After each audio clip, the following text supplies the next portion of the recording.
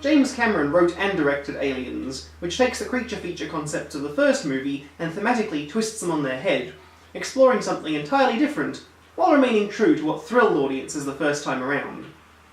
Aliens is all about motherhood, and more specifically, about the nature of family from the perspective of the mother. Ripley starts the movie as a very hard character, a woman who has been toughened by her experiences and is fighting for her humanity, both in the face of company bureaucracy and then military machismo, but also internally, suffering from nightmares and a sense of loss.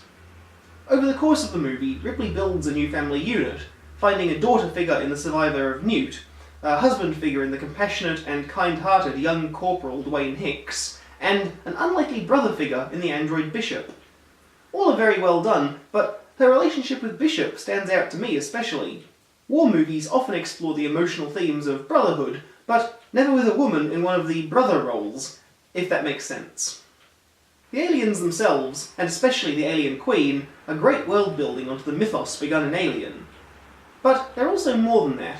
James Cameron uses the alien queen and her children to contrast against Ripley and Newt, most clearly during the scene where Ripley retrieves Newt from the room full of alien eggs. Ripley and the alien queen have an entirely non-verbal, yet really clear conversation about letting each other walk away with their respective children still intact, until the queen decides not to hold up her end of the bargain, prompting Ripley to blow up the eggs with grenades. It all comes back to the subtext, and the most memorable moments are when the subtext becomes text.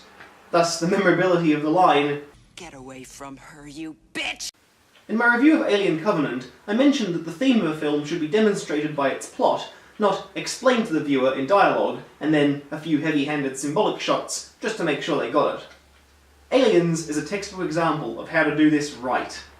There's a scene early on that was cut from the theatrical release, where Ripley learns that while she was in her cryosleep, her 11-year-old daughter has grown up, grown old, and passed away. It's a great scene, but even without it there as set up, the film's themes of motherhood aren't compromised, or even made any less clear.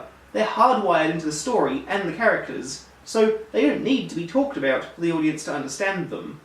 Something that amuses me about Michael Bihn's presence in this movie is that he was in the first Terminator film, but not the second, both directed by James Cameron.